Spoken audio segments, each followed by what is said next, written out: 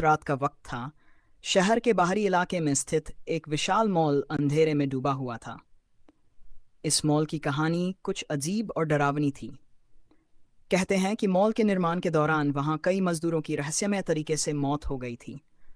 उन मौतों के बाद मॉल में अजीब घटनाएं घटने लगीं। लोगों ने दावा किया कि उन्होंने रात के समय मॉल के अंदर अजीब सी आवाजें सुनी थी, पर कोई उस मॉल की सच्चाई को मानने को तैयार नहीं था। एक रात चार दोस्त राहुल, सोनिया, अमित और प्रिया ने तय किया कि वे इस मॉल की सच्चाई का पता लगाएंगे। वे मॉल में रात बिताने का फैसला करते हैं, ये साबित करने के लिए कि वहां कोई भूत प्रेत नहीं है। मॉल की सुरक्षा टीम को घूस देकर वे अंदर दाखिल हो गए और चुपचाप मॉल के अंदर घूमने लगे। मॉल के अंदर की शांति भयानक थी। उनकी आवाजें खाली गलियारों में गूंज रही थीं। अचानक सोनिया ने एक दुकान के कांच में कुछ अजीब देखा, एक धुंधली परछाई जो एक पल में गायब हो गई। तुमने देखा वो? सोनिया ने कांपते हुए कहा। राहुल हंसते हुए बोला, यह तुम्हारा भ्रम है, यहाँ कुछ नहीं है। लेकिन जैसे ही वे आगे बढ़े, चीजें और भी अजीब होने लगीं। अमित ने महसूस किया कि उसके पीछे कोई चल रहा है, लेकिन जब उसने मुड़कर देखा, वहां कोई नहीं था। उन्होंने अपनी घड़ियां देखीं, लेकिन घड़ियों के कांटे अजीब तरीके से घूम रहे थे। अचानक एक जोर की चीख मॉल में गूंज उठी। वे चारों दहशत में एक साथ हो गए। यह क्या था? प्रिया ने घबराते हुए पूछा। राहुल ने अपना फोन निकाला और टॉर्च ऑन कर दी, लेकिन टॉर्च की रोशनी अजीब रंग से छपक रही थी। यह कुछ ठीक नहीं लग रहा है, उसने कहा। तभी अचानक से मॉल की सारी लाइट्स चली गई और चारों घने अंधकार में घिर गए।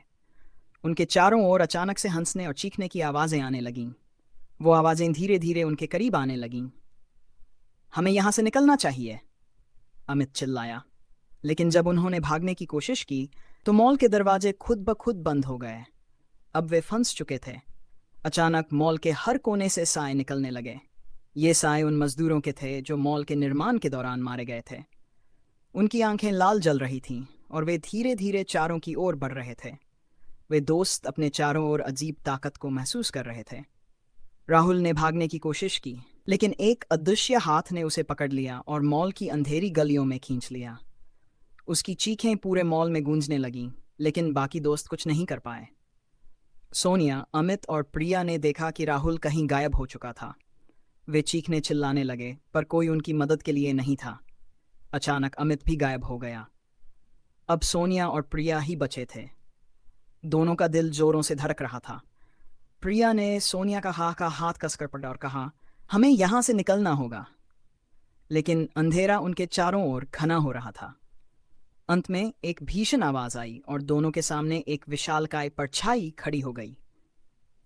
उस परछाई ने धीरे धीरे उन्हें अपनी ओर खींच लिया और फिर एक जोर की चीख के साथ दोनों भी गायब हो गए। सुबह जब मॉल की सुरक्षा टीम ने दरवाजे खोले, तो उन्हें मॉल में कहीं भी उन चारों का पता नहीं चला।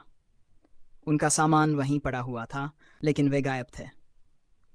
आज भी लोग कहते हैं कि रात के वक्त मॉल में उन चार दोस्तों की चीखें सुनाई देती हैं, और जो भी रात के वक्त उस मॉल में जाता है, वो फिर कभी वापस नहीं आता।